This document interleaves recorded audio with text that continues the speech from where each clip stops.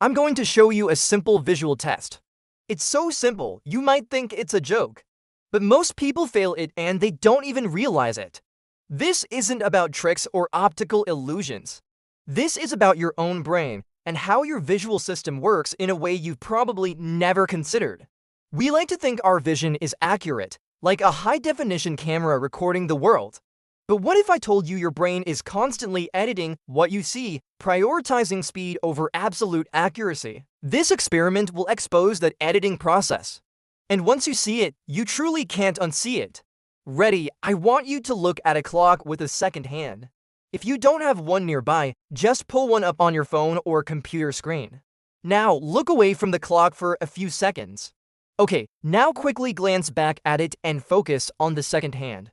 Pay close attention to that very first tick you see. Did it seem longer? Did it feel like that first second was stretched out, lasting more than a regular second before the clock resumed its normal rhythm? If you saw that, congratulations, you've just experienced something called chronostasis or the stopped clock illusion. So what's happening here? Is time itself slowing down? Of course not. This is a fascinating glimpse into the inner workings of your brain's visual processing. It's a cognitive shortcut, a clever hack your brain uses to create a seamless visual experience of the world. Every time you move your eyes in action, called a saccade, there's a brief moment of blurry, unusable visual information as your eyes dart from one point to another. Your brain doesn't want you to experience that dizzying blur, so it effectively hits the pause button on your vision during the saccade. It just throws that messy data away. But then, to cover its tracks and prevent you from noticing a jump or a gap in your perception, your brain does something incredible. When your eyes land on their new target, in this case, the second hand of the clock, your brain backfills the time gap. It takes the image you see when your eyes land and retroactively stretches it backward in your perception to cover the time of the saccade. So that first second you see feels longer because your brain is telling you, this is what you were seeing during that little moment you were blind. It's a post-dictive illusion, meaning your brain is editing your recent past to create a smooth present.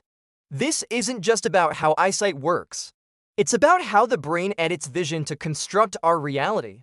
This phenomenon isn't limited to clocks. It happens all the time, every single day. Think about looking at your phone screen. When you glance at it, the first image you register feels like it's been there for a fraction of a second longer. Or when you're driving and you quickly check your speedometer, the needle seems to freeze for an instant before you register its movement. This is your brain's visual processing speed in action, making these tiny edits constantly.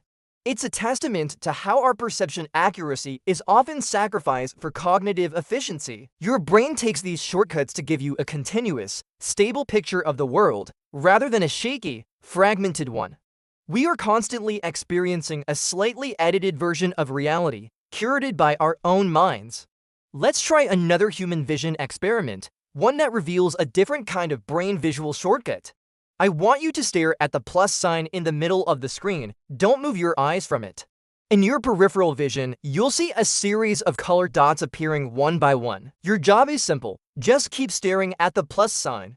You'll notice the dots appearing around the center. But after a few seconds, something strange will happen. The dots will start to disappear. One by one, they will vanish from your peripheral vision, even though they are still physically on the screen. This is called the Troxler effect or Troxler's fading. It demonstrates how your brain handles unchanging stimuli in your peripheral vision. Your visual system is designed to detect change. It's a survival mechanism. If something is moving in the corner of your eye, it could be a threat, so your brain pays attention. But if a stimulus remains perfectly still, especially in your periphery, your brain eventually decides it's unimportant background noise and simply edits it out of your perception. It stops rendering the dots to save mental resources. The moment you move your eyes, they'll all pop back into view because the sensory input changed. This shows us again, seeing versus reality are two different things. Your brain isn't showing you what's there. It's showing you what it thinks is important for you to see right now.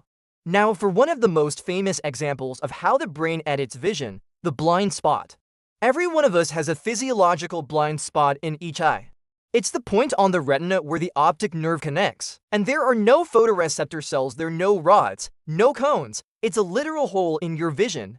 So why don't we see a black dot floating in our field of view all the time? Because your brain is a master of cover-ups, let's find it. Close your left eye. Now, look at the L on the screen with your right eye. Keep your head straight and slowly move closer to or further away from the screen. At a certain distance, the R on the right side will completely disappear. It has fallen into your right eye's blind spot. You won't see a black hole where it was. Instead, your brain will seamlessly fill in the gap with the surrounding background.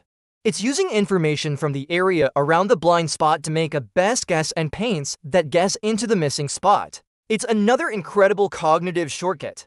Your brain literally invents information to create a complete picture. What you perceive isn't a direct reflection of the light hitting your retina. It's a reconstructed, edited, and completed image courtesy of your brain's powerful processing. These visual system experiments, chronostasis, Troxler's fading, and the blind spot all point to the same powerful conclusion. Your eyes don't show you the world as it is. They aren't passive windows. Instead, they are data collectors for a supercomputer, your brain, that is constantly interpreting, editing, and even inventing information to create your conscious experience of sight. It prioritizes a stable, useful, and efficient narrative over a perfectly accurate, data-for-data representation. Your brain thinks, is this information critical for survival right now?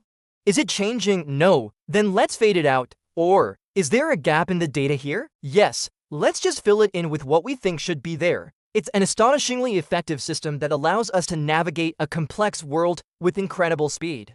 But it comes at the cost of fidelity. The smooth, high-resolution movie of reality you think you're watching is actually a clever edit, full of shortcuts, best guesses, and post-production effects. So the next time you glance at a clock and see that second-hand pause, or notice something vanish from the corner of your eye, remember what's really happening. It's not a glitch in the world, it's a feature of your mind. Your brain is showing you what it thinks is good enough. And most of the time, that's all you get.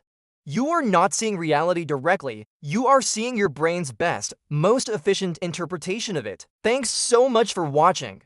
If this blew your mind, hit that like button and subscribe for more deep dives into how your brain really works. See you in the next one.